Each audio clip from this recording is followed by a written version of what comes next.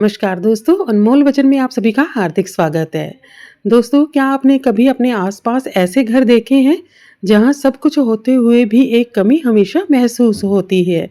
जो कमी है एक बेटी की, लेकिन क्या आपने कभी सोचा है कि ऐसा क्यों होता है? क्या ये सिर्फ किस्मत का खेल है या उसके पीछे कोई गहरा सच छुपा हुआ है जिसे हम समझना ही नहीं चाहते? हमारे समाज में बेटियों को लक्ष्मी कहा जाता है, तो कभी उन्हें बोझ समझ लिया जाता है। लेकिन सच्चाई ये है कि जहाँ नारी का सम्मान नहीं होता, वहाँ खुशियाँ भी ज़्यादा देर तक नहीं टिकती।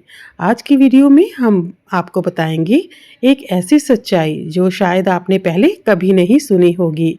हम बात करेंगे उन कारणों की जिनकी वजह से कुछ घरों में बेटियां नहीं होती और कैसे हमारे विचार, हमारा व्यवहार और हमारे संस्कार इस बात को प्रभावित करते हैं। ये सिर्फ एक जानकारी नहीं, बल्कि एक आईना है जिसमें हम अपने समाज और खुद को देख सकते हैं।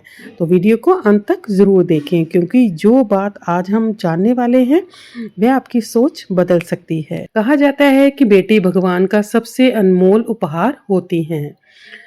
वह सिर्फ एक संतान नहीं होती, बल्कि घर की खुशियों का आधार होती हैं। जहाँ बेटियां होती हैं वहाँ प्यार होता है, अपनापन होता है और एक अलग ही सुकून होता है। लेकिन कुछ घर ऐसे भी होते हैं जहाँ बेटियों का जन्म नहीं होता। इसके पीछे सिर्फ विज्ञान या किस्मत नहीं, बल्कि हमारी सोच और हमारे कर्म भी जिम्मेदार माने जाते हैं। सबसे पहले कारण है नारी का अपमान।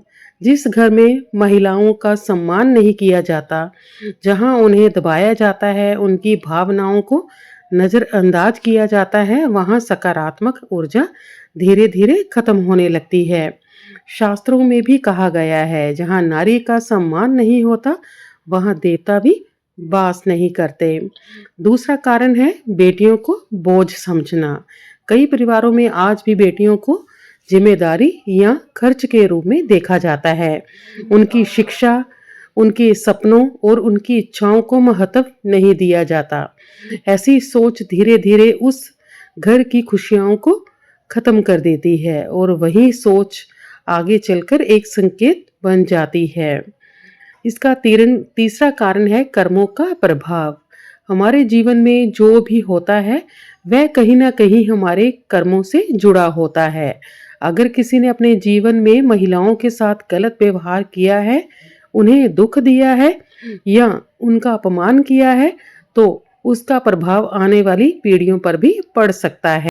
चौथा कारण संस्कार और वातावरण। जिस घर का माहौल सकारात्मक होता है, जहाँ प्यार और सम्मान होता है, वहाँ हर प्रकार की खुशियाँ अपने आप आ जाती हैं। लेकिन जहाँ हमेशा लड़ाई झगड़ा, नकारात्मकता और अपमान होता है, वहाँ जीवन में कई चीज़ों की कमी महसूस होती है। लेकिन इसका मतलब ये नहीं कि जिन घरों में बेटियां नहीं हैं वे गलत हैं।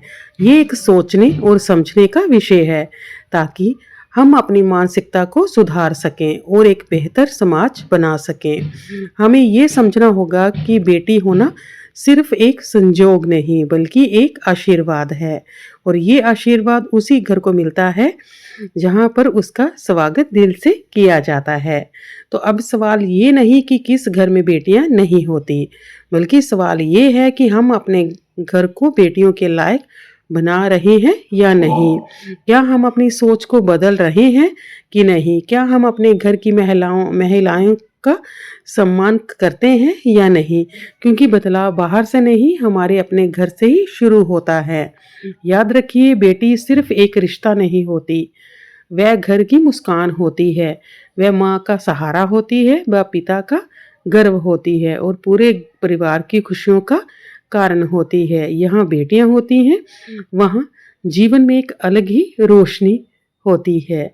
अगर हम सच में चाहते हैं कि हमारा समाज आगे बढ़े, हमारा देश उन्नति करे, खुशहाल बने और संतुलित रहे, तो हमें बेटियों को सम्मान देना होगा, उन्हें आगे बढ़ने का मौका देना होगा और उन्हें बोझ नहीं बल्कि गर्व समझना होगा।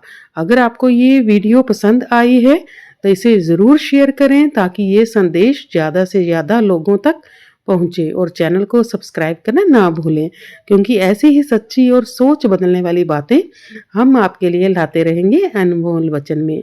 आज के लिए धन्यवाद।